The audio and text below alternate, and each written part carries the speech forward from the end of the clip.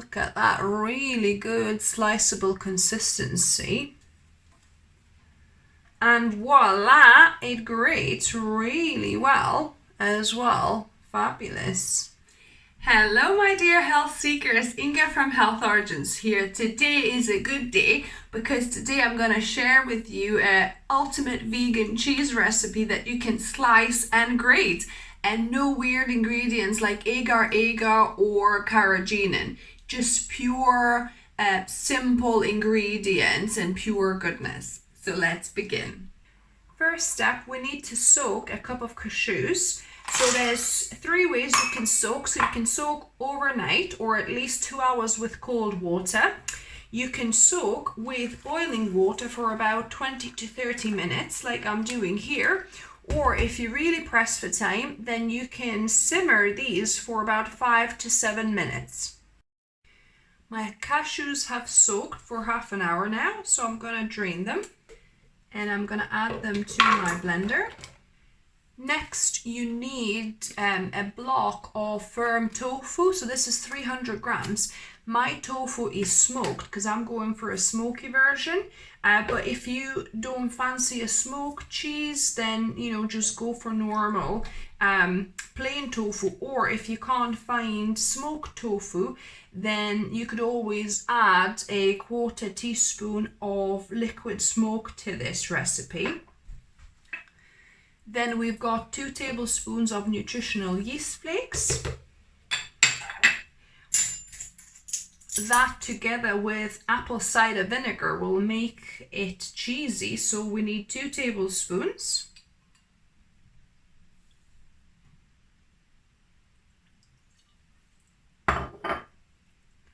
We're gonna add 1 teaspoon of salt here. Got some Himalayan salt or sea salt is good. Then we want a teaspoon of onion powder. I love my onion powder. Then a teaspoon of garlic powder. If you don't have garlic powder, you could always put a clove or 2 of fresh garlic as well. And a teaspoon of smoked paprika.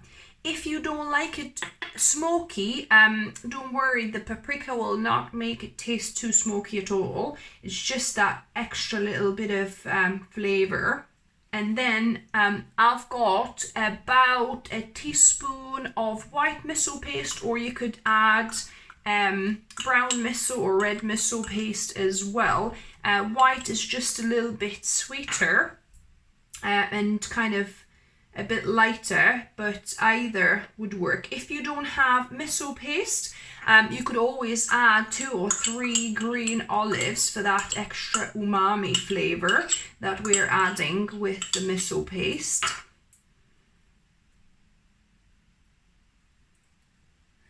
Then I'm gonna add 1/2 cup of water to help us blend everything. So I'm doing this in my NutriBullet, but any powerful blender would work, or even a stick blender at a push. It might not get it as smooth with a stick blender, but it should still work okay. So yeah, we're gonna blend this until smooth.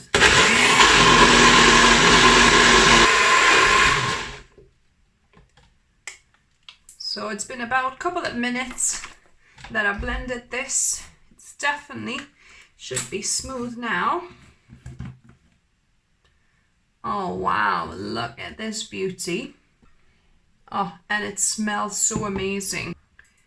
So now I want to add my last ingredient, 4 tablespoons of starch. So this is corn starch, but you could use tapioca starch or arrowroot or even potato starch should work. So about 1/4 cup or 4 tablespoons I'm adding here, because we'll want a nice firm cheese once it sets. And then blend this up.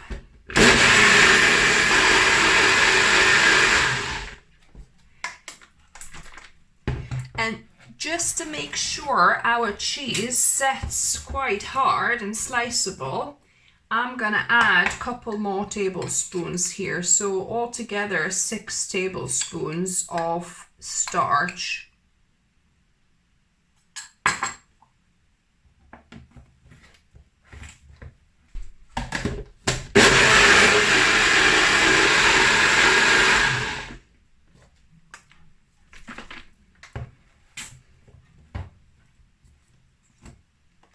Now we've got our liquid cheese. It's time to go to the second step, which is heating our cheese.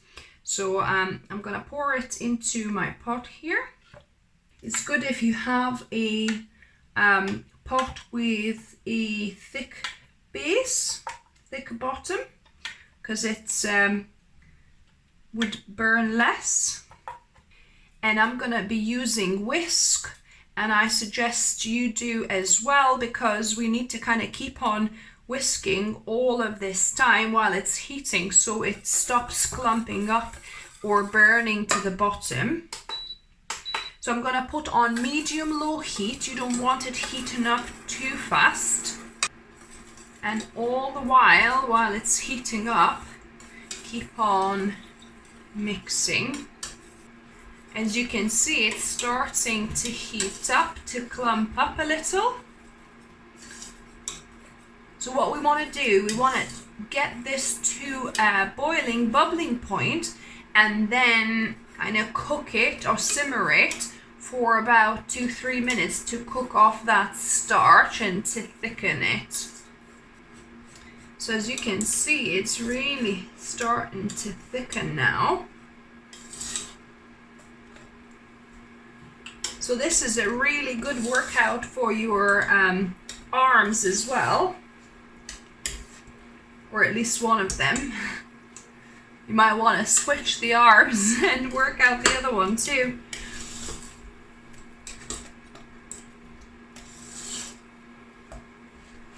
It's getting really thick now. I think another minute and we'll be good to go. So it's been about 2-3 minutes heating, so I'm gonna switch it off and call it good. And now we need to work fast to put it into our glass container. I prefer glass or ceramic. You could also use plastic, but I don't like adding hot things to plastic.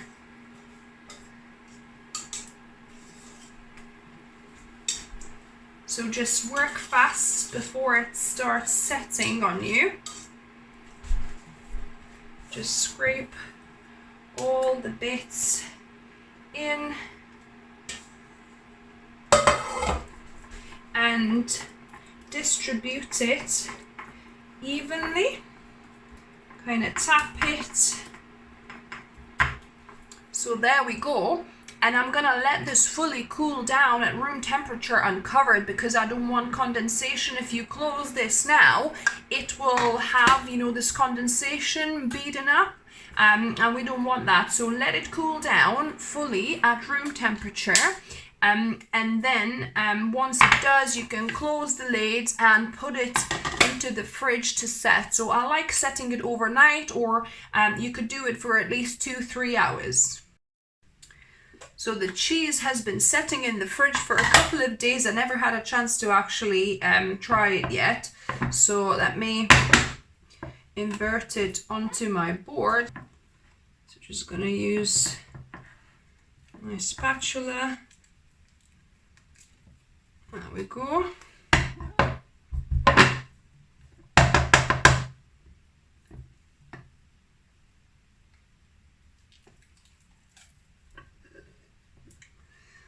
There, beautiful. This is feeling nice and firm. Now we need to slice it. So let me give this a go. Look at that. That is beautiful. Look at that, really good sliceable consistency. And I'm gonna actually cut a piece and we're gonna grate it as well, because it's always great if it's always great if you can grate the cheese, right? So let me try this. And voila, it grates really well as well. Fabulous. And now on to the best bit, taste testing. So I've got a slice of this ultimate vegan cheese here. It's kind of got nice and smoky smell.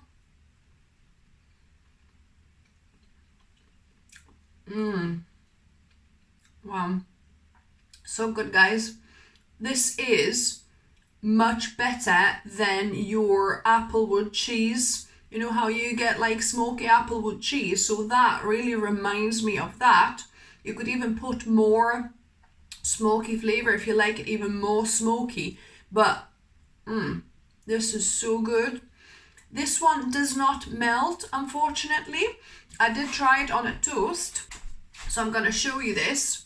So it didn't quite melt, although it did kind of go a little bit softer, so you could potentially have it on a grilled kind of sandwich, but the flavor of this is absolutely incredible. So you could have it, like I showed you could have it grated to put in things, in wraps, wherever you need it, and sliced as well. Just delicious. So let me know down below if you try this recipe, what you thought of it, what you thought the taste is like.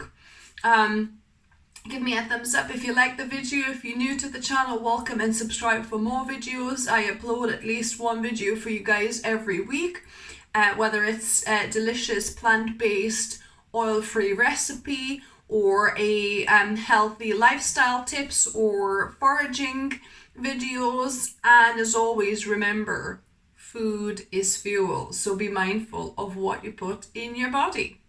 Until next time.